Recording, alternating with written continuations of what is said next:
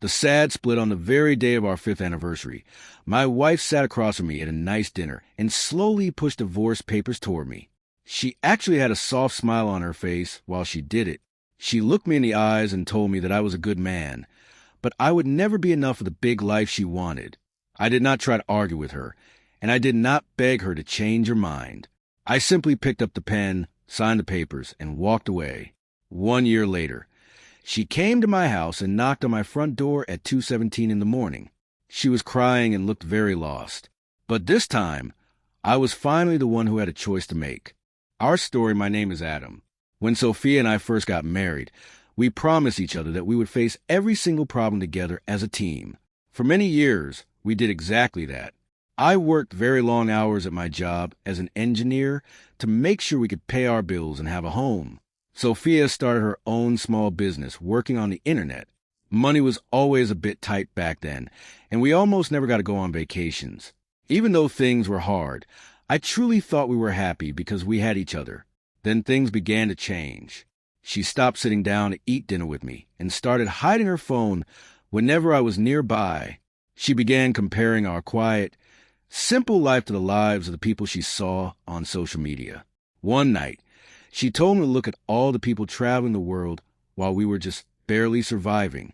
I told her please give me a little more time because I was working so hard to build a great future for us, but she just looked away and did not say a word.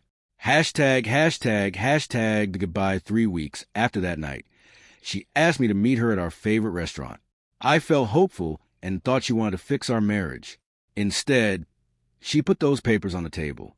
She told me I was kind and loyal, but that I just was not enough for her. Her words hurt my heart more than anything ever had. I looked at her, signed my name on the line, and left the restaurant in total silence. The next year was the hardest time of my life. I worked and studied every single day to improve myself.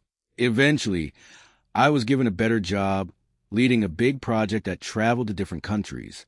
For the first time in a very long time, I felt at peace. Hashtag the return on the day that marked exactly 1 year after our divorce. Sophia showed up at my door. She looked very tired and very sad. Her business had failed, and the man she left me for had tricked her.